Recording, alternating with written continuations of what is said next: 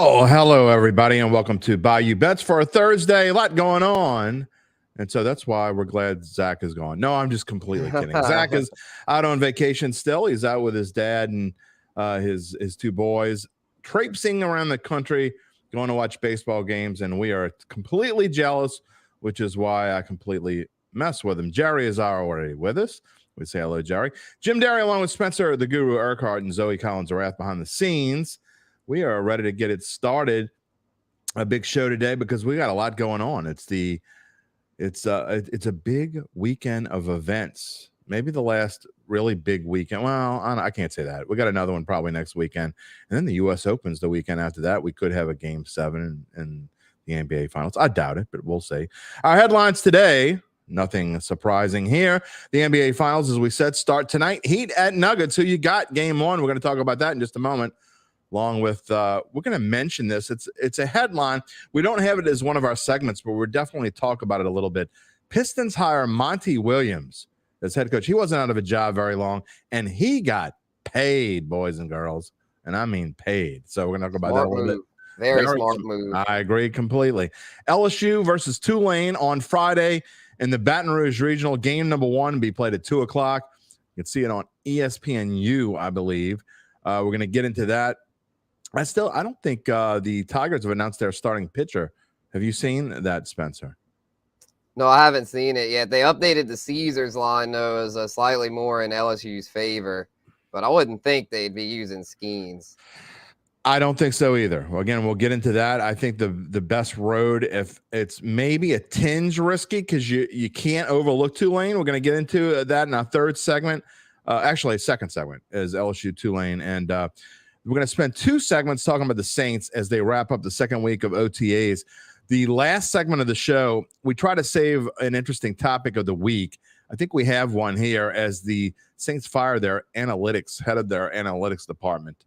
We definitely going to want to get into that. And then our rants are some interesting ones as we go along today. But hold on, wrong background. There we go.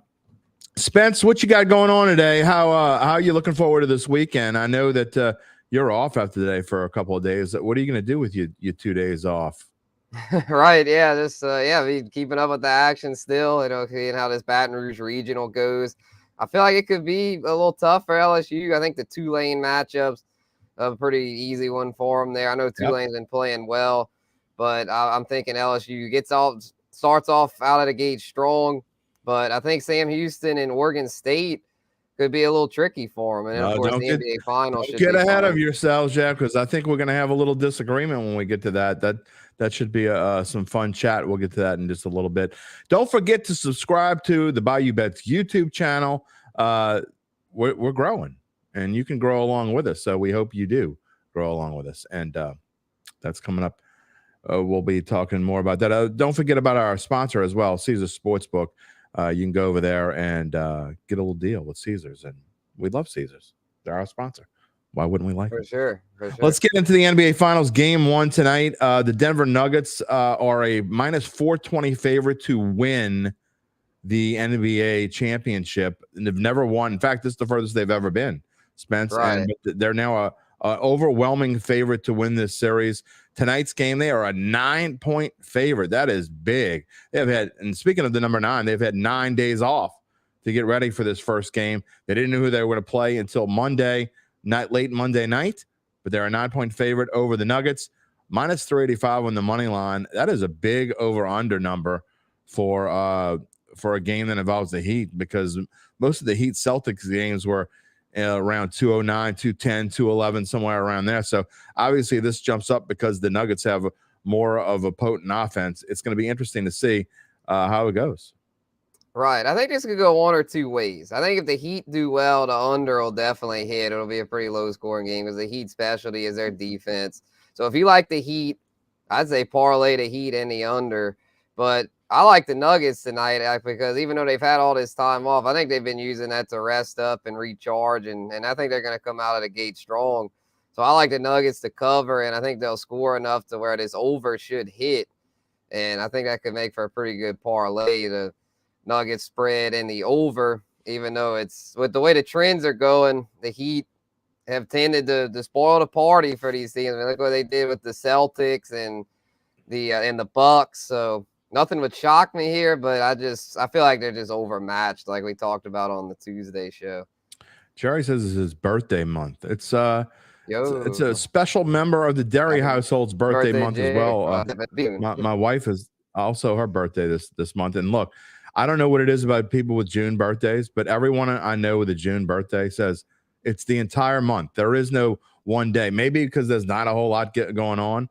I mean, nobody wants to even talk about my birthday because it's Katrina Day, August 29th. So people ignore my birthday.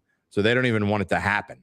So, and you know what? As you get older, I kind of don't want it to happen. I mean, of course, I want to keep having birthdays, but you don't have to acknowledge it. It's all right. So happy birthday month to Jerry. Daniel also says the same thing.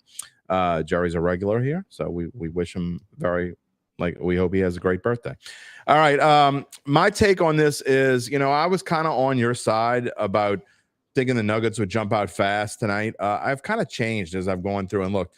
It's part of it is it's how I love to fade the public. The public's all over what they see, and sometimes they translate things the wrong way. A lot of times they translate things the wrong way. I think as I go into this, and the big question is, we talk about in Daily Best Bets today, the big question is it going to hurt the Nuggets if they had a 9-game layoff? Or is it going to help them? Which one's going to happen? Which one is more likely to be the case? And then you have the Heat coming off an emotional series, obviously, where they were up 3-0, had to fight, scratch, and claw, and Eric Spoelstra and company put everything into that Game 7, obviously, and they won easy. And they were obviously all focused on the Celtics. And now they have a quick turnaround, and trust me, it's no fun to have to go on a late Monday night, and now you got to go across the country. You probably don't even get a chance to – I don't know if they slept in their own beds or not. Before they traveled straight to Denver. I would imagine they went straight to Denver. And I don't know the answer to that for sure. But the point is, they're playing – Denver is a different place to play. Playing in that mile-high air is definitely different. So that being said, it's a tough call as far as the line. I don't see the Nuggets losing the game, but I do think it's going to be a little tighter because I think the Nuggets may come out a little bit rusty.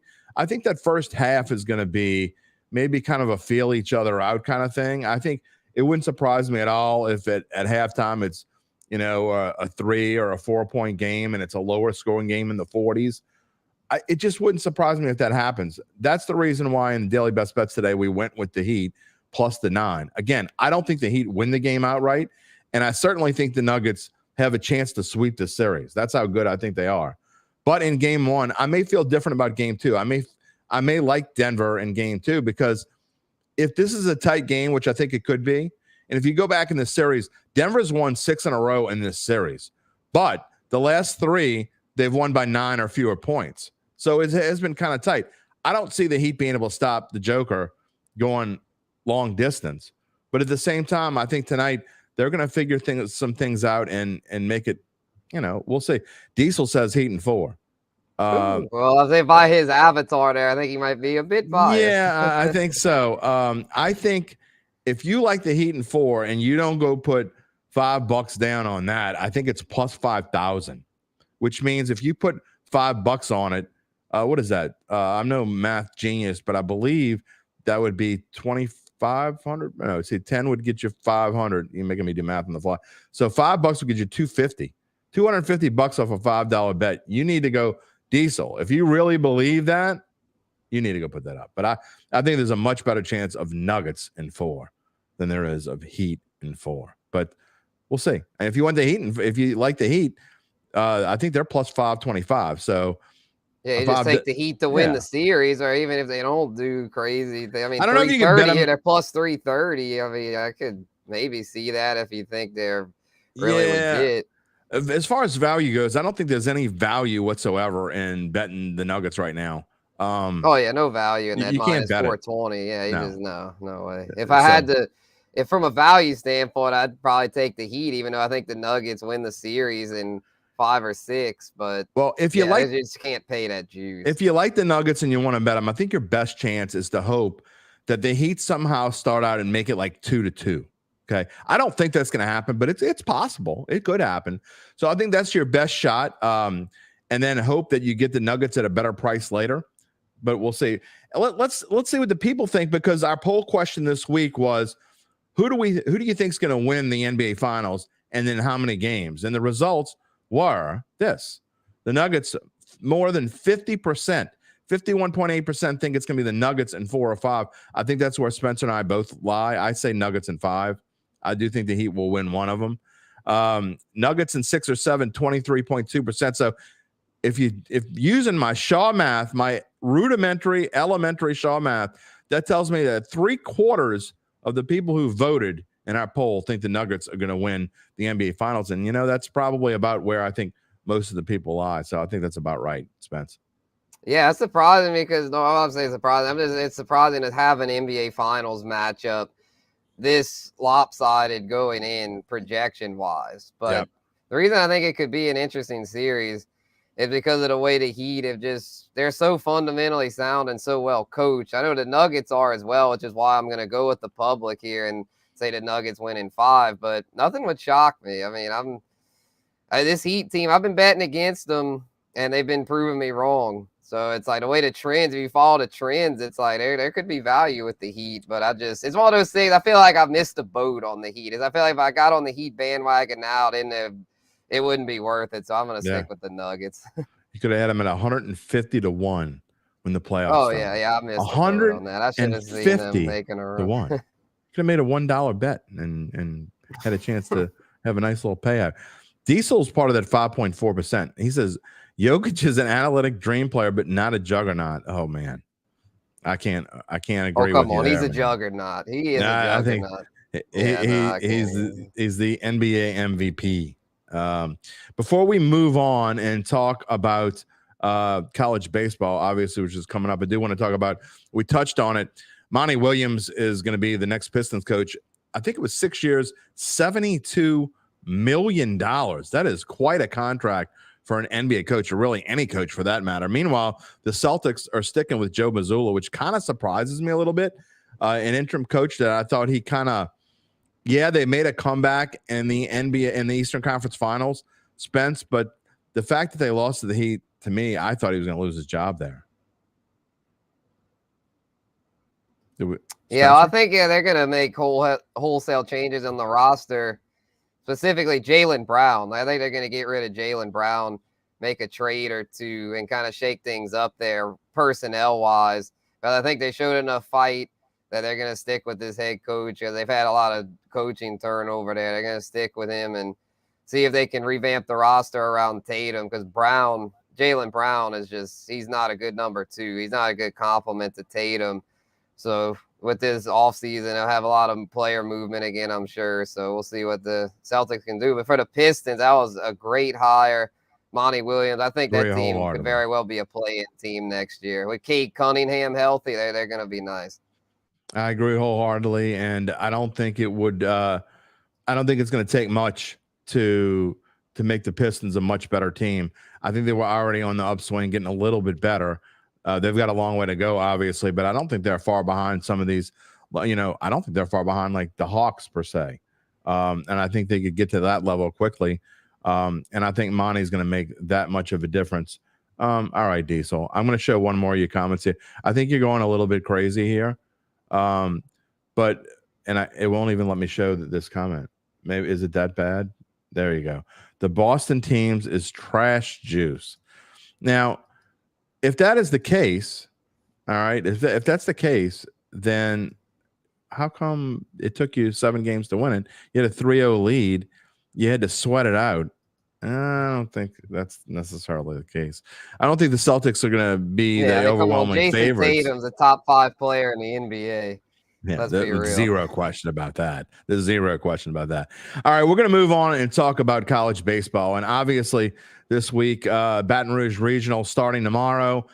LSU fighting Tigers against Tulane Green Wave. This is not the matchup I wanted to see. And you would think that I'd feel the opposite way, because the Tulane's 19-40.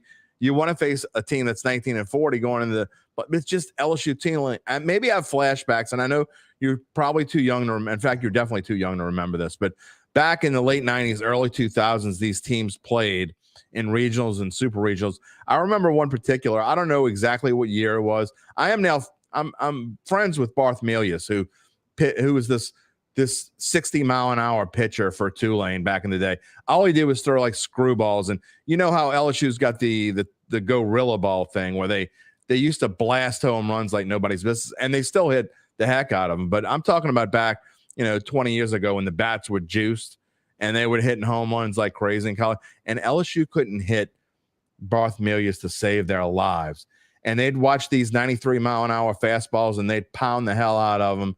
And then Barth would come in with his little 62-mile-an-hour junk like he was pitching, to Little League batting practice, and they couldn't hit him to save their lives. They looked like the whiffers, And so I'm traumatized, I guess, by those LSU Tulane games. I remember sitting out at Zephyr Field in the hot sun watching Tulane beat down on LSU. So maybe it's the past that has done this to me, and I probably shouldn't be nervous about LSU Tulane, but I'm more nervous about the Green Wave than any of the other teams.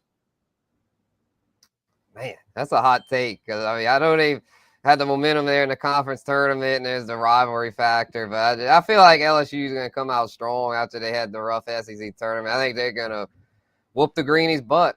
I'll be real. I think it's not even going to lose. And see the price here. I wouldn't bet on it. Minus 600, you get the value. A baseball game. No way I'd bet that. But I feel like they should win this by 8 runs or more. I feel like it should be a 8 runs or more, man. It's baseball, so you can't take anything for granted.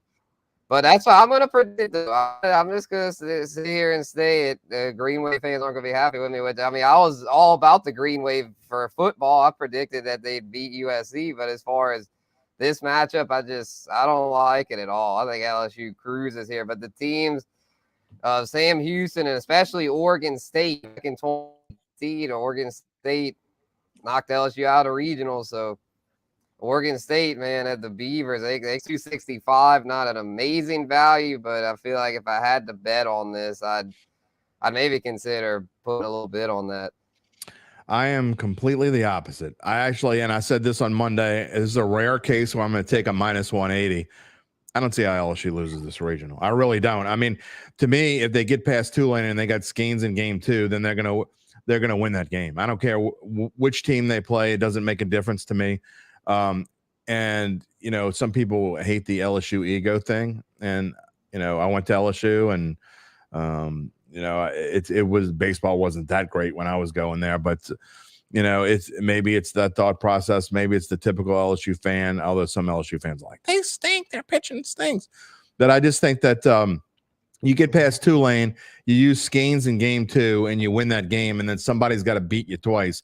I don't think either one of those, I don't think Oregon State or Sam Houston State beats LSU twice, period. I just don't. I don't see how it happens. So we could be sitting here on Monday's show, you and I, and, you kind of with a smirk on your face and me like, down a little bit, but that's just the way that I feel about it. I think there is value at minus 180. Now going forward, let's see who they play in the Super Regional, if they make it to the Super Regional. But I think this is an Omaha, a bust team. I said this in my rant on Monday, and I think that they're going to turn it up a notch. I think that LSU is their bats are going to be working.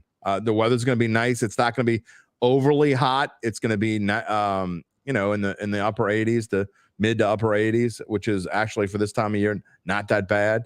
So I think things are working out in LSU's favor. But again, that being said, it would not surprise me if the LSU Tulane game is a little bit of a scare, and then after that, LSU kind of takes off. We'll see. We'll see how it goes. College World Series odds. We talked about these, Spencer, on Monday. They haven't changed a whole lot. In fact, I don't think they've changed at all, except Arkansas might have been plus 1,000 on Monday, and now they're plus 900. Yeah, that was the only change. Okay, I said before, I think the best values on this board. I don't love LSU at plus 800. I don't think it's a great value. I think it's a good value. I bet Florida at plus 1,000 last week, because I think when you're talking about teams that can compete against LSU, and I think an SEC team is going to win the College World Series. I really do. Unless it's someone in like Stanford. And I think, what are they, like plus 1,800 Stanford? Do you remember when you were doing? Yeah, something along those lines. Vanderbilt, yeah. So if you were going to take plus 1,400. Yeah, I don't like Clemson. I just don't. I think the ACC is overrated completely when it comes to baseball. But we'll see. Wake Forest, I say the ACC is overrated, but Wake Forest is the favorite to win the College World Series. I don't see how you can put any money at plus 400.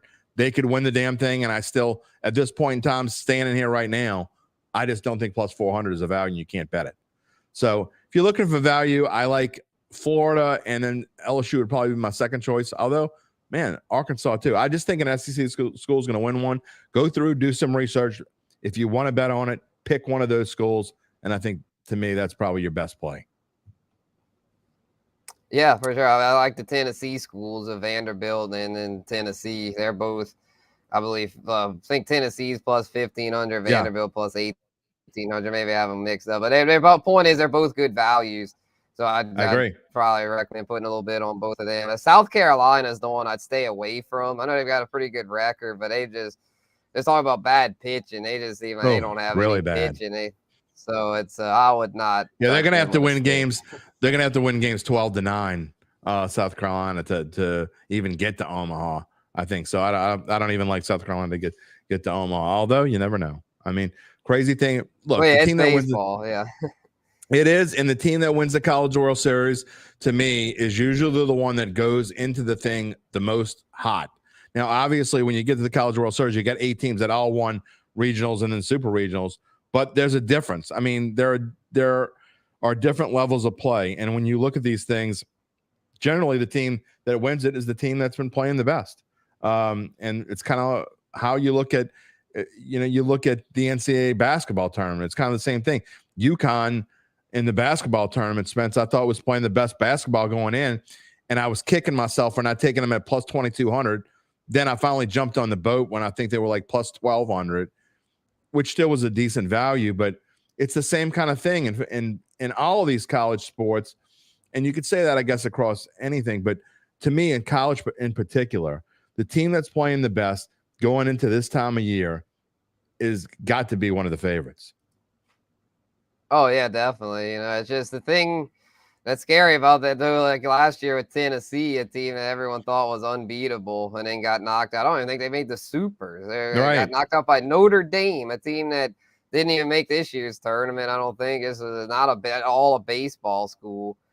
So you don't want to be playing well. Obviously, you don't want to go in, back your way in, kind of, which like LSU kind of did, but they were not terrible down the stretch. It's not that good though, because I mean they lost series to Auburn, Mississippi State, Georgia. I think they won the Georgia series, but the point is they didn't play that well down the stretch. They beat Georgia 2-1. They won the first 2 games, had extra innings in the Friday game. Well, it was the Thursday game because they played Thursday, Friday, Saturday. Had to win that one in 12 innings. And if I remember correctly, it was I think Thompson hit a 3-run homer, and I think he had 2 home runs in the game. And they won that one in 12 innings. They won 8-4 in the second game, and then lost 9-5. So I agree that LSU hasn't been playing well, but as Zoe points out, 8 of the last 13 national champions are from the SEC. So it's not, I just don't think if you're betting wise, I just don't see how you can bet on anyone other than someone from the SEC. Ryan Navarro says, gotta love the hometown newspaper already ruling out Tulane. We're here, Ron. We're here to tell you, give our predictions. We're not here to be rah, go, get them kind of guys. That's not who we are. So if I thought Tulane had a chance to win a regional, they're 19-40. So we're here to tell you the way that it is, not the way that we want it to be or you want it to be or any Green Wave fan wants it to be. Because I can tell you, most of the Green Wave fans I know not only are thoroughly and completely and utterly shocked that Tulane is in this tournament, that has made it this far, but they give them almost zero chance to win this regional. So we're just being realistic. So that's what we're here for. We're here to tell you this is called Bayou Bets for a reason. We give you our perspective on what we think is going to happen and what kind of value plays we think there might be. And if you think there's value, I actually do think there's a little bit of value at plus 4,000 in betting Tulane. Because if somehow they can beat LSU, I think they do match up with Sam Houston State and Oregon State. And we were talking about in pre-production, and I'll give Tulane a little love here because my thing is this. It's not just the scarring from back in the day. I think that Tulane went into this thing completely underrated this season. I mean, overrated, excuse me. I think that people thought they were going to be, a lot of people thought they were going to be in the same boat as like Oregon State or Sam Houston State. I think people expected, they finished 19-40. I don't think people expected them to be 40-19, Spence, but I think that a 35-25 kind of record would have been completely along the lines of what people thought. So the fact that they finished 19-40, they underperformed majorly. Okay. So that's why what makes me a tinge nervous about Tulane and why I think they're a decent value at plus 4,000 is they're not going to have to go against Skeens here. And if they find a way to win this game, like I said, they theoretically could go in to Sunday with someone having to beat them twice. And if you got to beat anybody twice, I don't care who it is.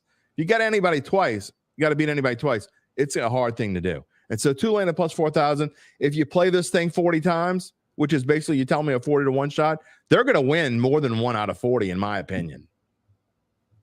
Oh, yeah, it's just baseball, so I keep going back to that, but it's true. Ryan's not going to like me, but I mean, I'm ruling them out because I feel like it's just, they used up their mojo, I feel like. I mean, you win that many in a row in that conference tournament, and if I'm really being honest, it's conference tournaments, they let in too many teams, or I mean, Tulane just didn't really deserve to be in this spot. I mean, they shouldn't be in the tournament. 19-40, that's ridiculous. I mean, they took advantage of the system. No props to them.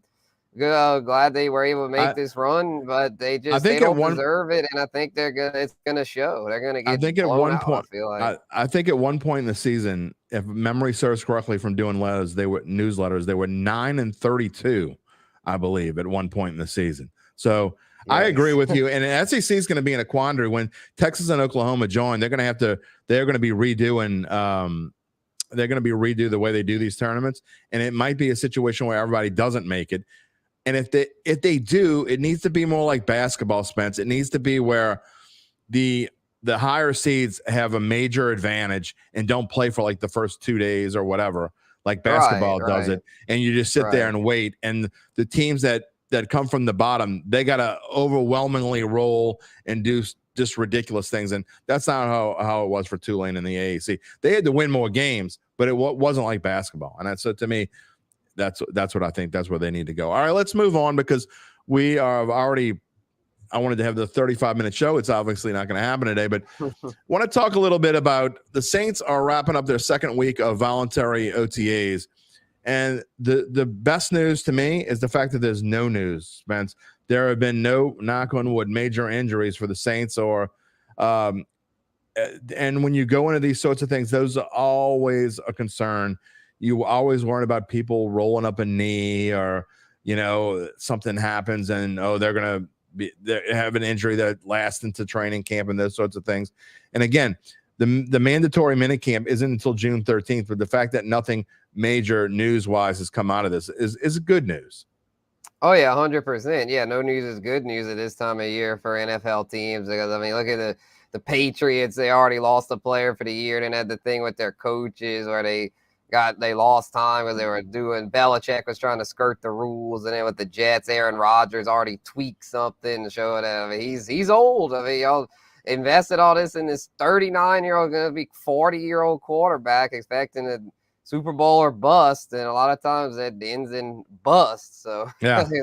But I like with the Saints with Derek Carr things. If the only headline really is the John Gruden thing, but as I talked about in my Tuesday rant, that means nothing. I think that's a positive in the grand scheme of things because he's basically just volunteering his time to help out the Saints and Carr. So yeah, everything seems to be going well in Saints land. And yeah.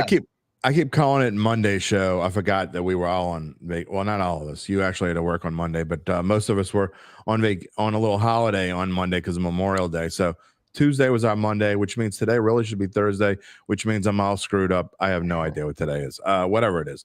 But one thing before we move on to it could be Thursday. It's Thursday. It could be Wednesday, whatever day you want it to be. I know tomorrow LSU is playing, and tonight's game 1 of the NBA Finals. That's all that really matters. You're right. Before we move on, to the next segment, and I'm really looking forward to talking to you about that with the analytics department, the whole analytics thing. I wish Zach was here so I could just make fun of him about this. But the NFL.com, Adam Shine, who I really respect, he's a really good podcast host. He's great on the air.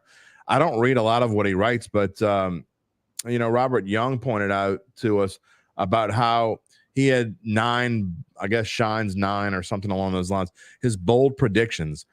Now, his number 2 prediction is the Saints are going to win the NFC, to be the number 1 seed in the NFC. They're going to have a 13-4 record. And I'm like, Adam Shine said this? I got to go take a look.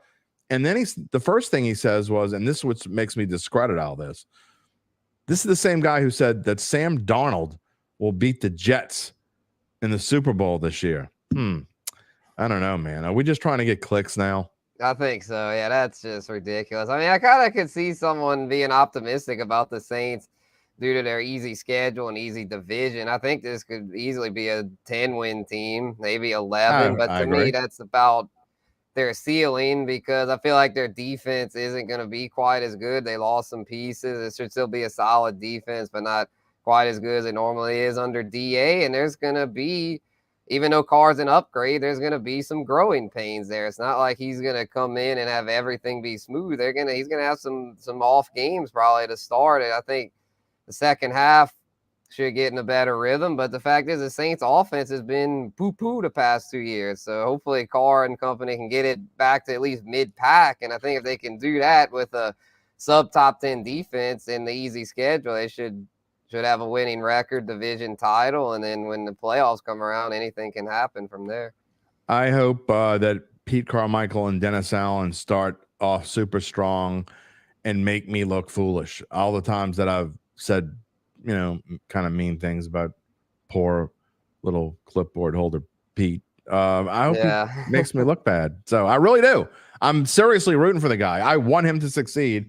And, that's kind of leads into, as we go into the state of the Saints, you see the headline there, and we talk about the analytics thing, and people just get all over Dennis Allen. I mean, it's one season. Things went wrong. He had the quarterback situation was a mess. Now, part of it was because, in my opinion, he decided to keep Andy Dalton in there. I've said this 1,000 times on Datitude and on this show.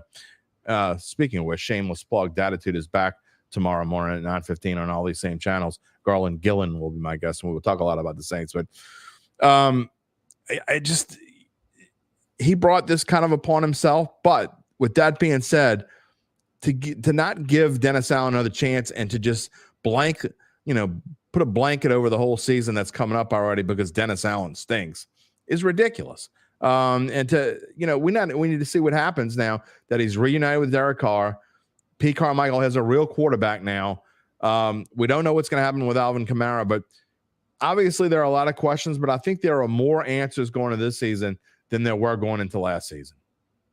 Definitely. Yeah, this team feels a little more stable. And then with DA, it had been a while since he had been a head coach, of a year or two. He'll have a better handle on things, I would think. So, and I think the thing is, we're going to find out. Yeah, I think it should be better.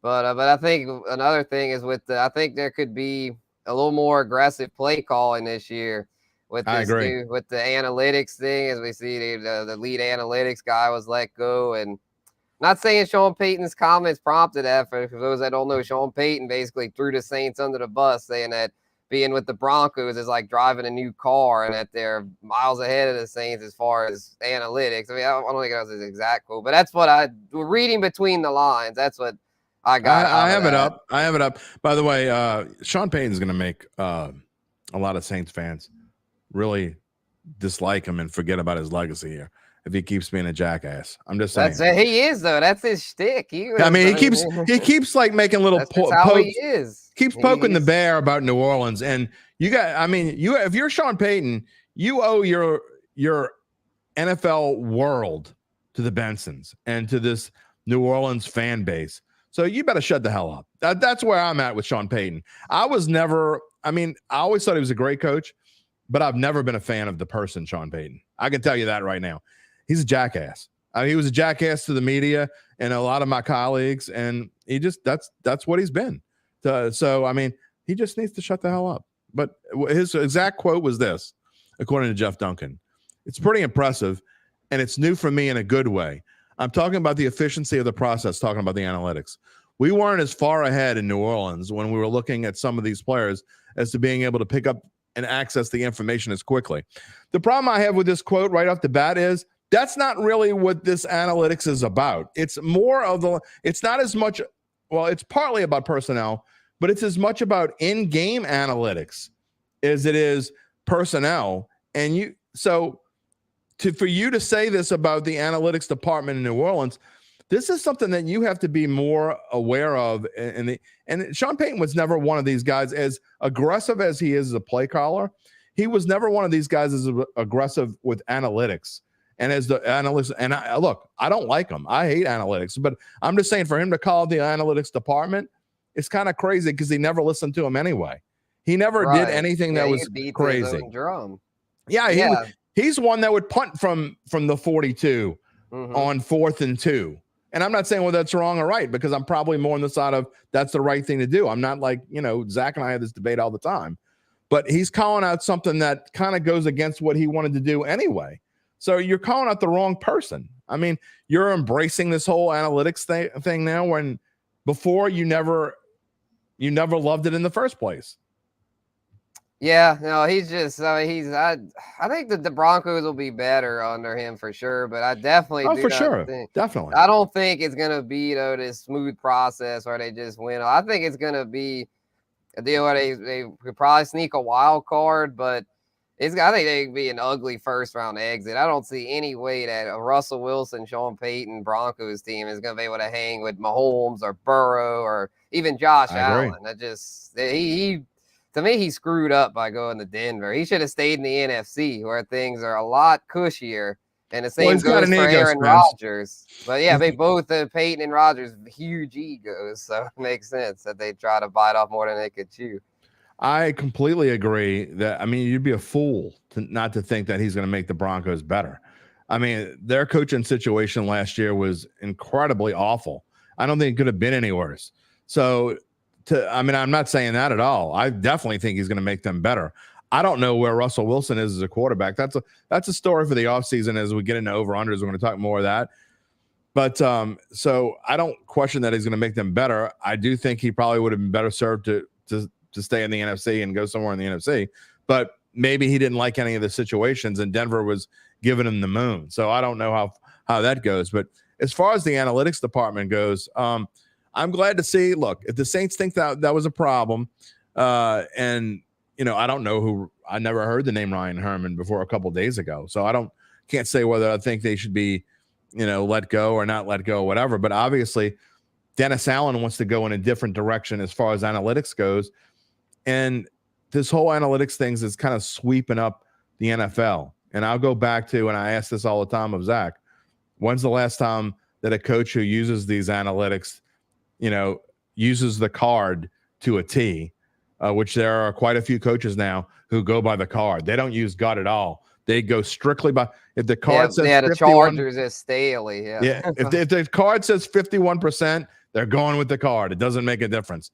So I guess my question. Scary. You got to use common sense. You can't. It's like using AI to make all your decisions. That's just not the smart thing. It's not. Sometimes you got to use your human instinct. Yeah, well, I want to get robots as coach. Right? Yeah, it's insane. You can have a computer on the sideline. You can have a lead data analyst as your NFL head coach, and he types in the situation, and this is the play call that spits out. Yeah, have a head coach like for motivation, and then for your OC, you have a robot that just type it. He just spits out the plays to call. Why not? That's where we're going with this, right? I think that's where I don't know. I'm just not a fan of. I understand you. I'm not saying you shouldn't use analytics at all, because I do think they're helpful in helping you form a game plan and come up with strategies and ideas, and probably help you decide what plays to use more than whether to go for it or kick the ball or go for two or whatever. But I do think they can help in lots of other ways. I don't know if they can help with personnel or not. Maybe they can, maybe they can't. I just think we're seeing a little bit too much leaning on here. We talked in pre-production about how analytics has gone in college basketball. how analytics is really all of basketball, and we see 3-point shots. We see how it affected the Celtics in this past series. Spence, you want to talk about analytics? The Celtics, there's no question that if they decide to go inside and play more of an in the paint kind of game, that they are that much better than the Heat. And yet they shot, I think, something like along the lines of 80 3-pointers in the last 2 games. That's not what their game is, but yet they continue to do it because I guess that's what the analytics of this NBA world says to do. Meanwhile, the Heat are all over. The Heat did what's best for them because they have a coach in Eric Spoelstra who knows their strengths. 100%. Yeah, no, it's kind of scary. I think though the Saints made a good call here though to kind of freshen things up because in today's NFL you got to have the analytics on your side. So I think they made the right call here, but hopefully they hire the right person because if you get someone that's too much with the analytics, it could get to be a problem. But I would think though, they're there to help the coaches. The coaches can listen or not listen. As we say with Sean Payton, he probably didn't listen a lot of the time. But if DA felt like it was time to make a change, and it probably was, because I believe they had the same analytics lead guy for a while, and you gotta keep things fresh. All right, before we get to the rant, somebody named Horace says he likes the mix of I'm old. Come on, Mr. Horace, I'm old. No, Jim, old. No, come on. I get called that by my daughters all the time that I'm old. You're so old, Dad. Okay, well, it goes on. Let's get to our rants. And, while we're talking about the NFL, I'm going to let you go first, Spence. And you're talking a little bit about Tom Brady.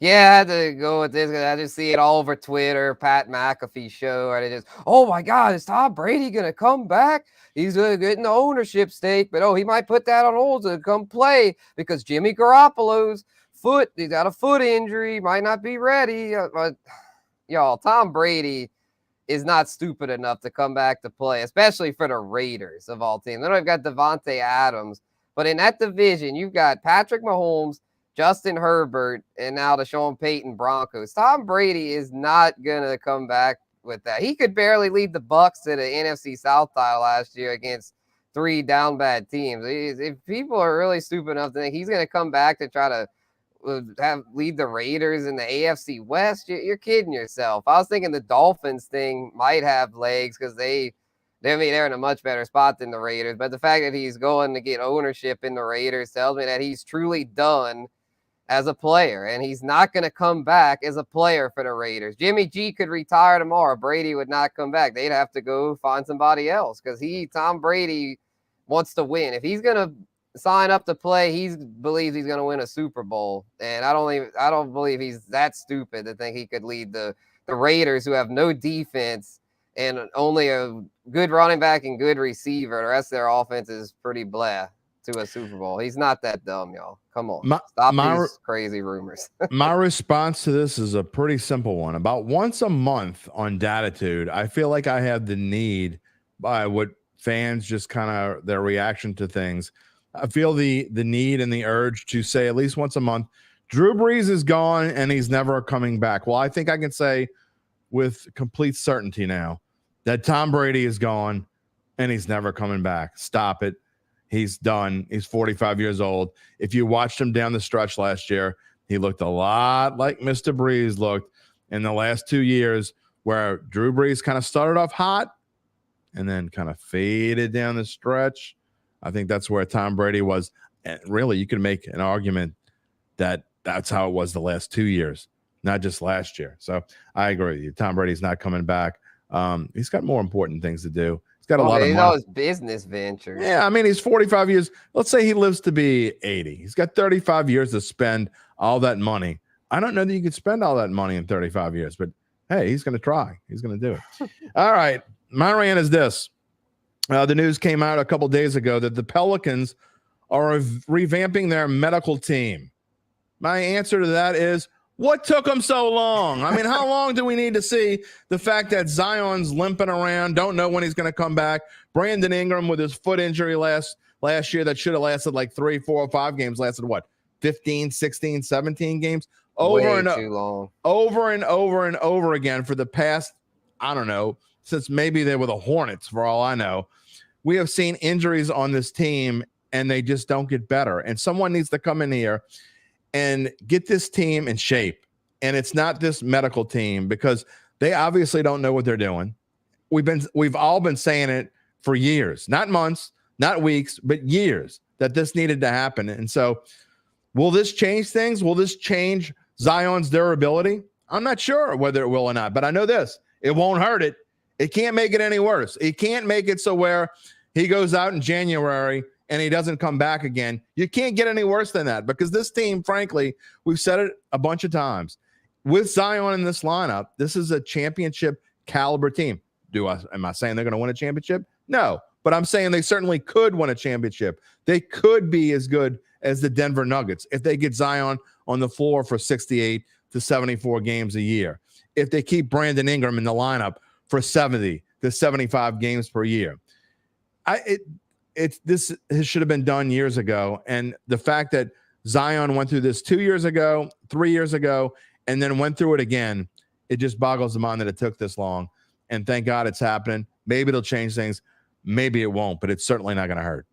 Yeah, he didn't have anything to lose, because Zion has barely played. And hopefully with this new medical team, he'll actually have faith in him, because I feel like the last couple of years, like, he probably could have played, especially last year, but it was just like, it was either it was something with his mental health, or he just didn't trust him. And I think it was more he didn't trust him, because, I mean, he's his early 20s, super rich, has got the super max. I mean, what does he have to worry about? I know he obviously behind the scenes, we don't know everyone's personal life, but I feel like overall he's doing pretty good. So with that being said, I think it was a lot to do with he didn't trust the Pels medical team, but hopefully with this revamped deal, they'll be able to get it together and live up to expectation next year. Because with Zion and Ingram together, they should be at worst a 6 seed in the West. My question is, are the Saints next?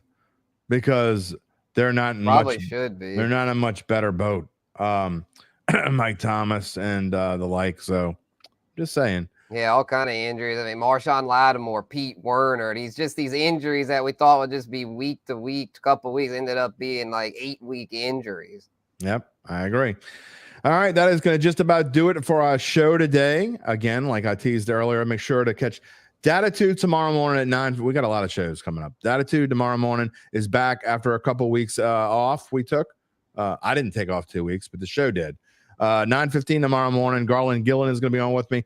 We're going to be talking LSU baseball and Saints. Those are going to be our two main topics. And then after I'm done with that, I will wrap it up with my monologue, which at this point in time, I have no idea what my monologue is going to be. This might probably be one of those OCD kind of monologues all over the place, like I often am on a Friday. And that will be up wherever you can find your podcast tomorrow before lunchtime. So here at 9:15, wherever you get your podcast. And then at 1 o'clock, I'm going to be back with a special show. Taryn Walk is going to come on and talk about what she saw this week at the Saints OTA. So that's going to be a special Saints OTA show on all these same channels as well, brought to you by the Tulane Doctors. That's coming up tomorrow, 1 o'clock in the afternoon. And then Spencer and I will be back. You are working Monday, right? I'll be back with you Monday. Yeah, okay. Yeah. You and I Monday. Spencer and I will be talking about whatever we saw this weekend.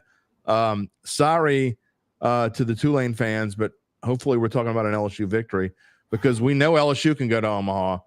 Tulane can't go to Omaha. I mean, we want some local flavor in Omaha, right? I mean, I know Omaha is rooting for LSU, so I'm just saying, go bet the -180. Forget about what Spencer said. Don't sleep on Oregon State. Yeah, remember he said that. He could be right, y'all. All right, we will see you tomorrow, and we will see you on Monday. Thanks for joining us. Everybody have a great weekend. We will talk to you soon here on Bayou Bets.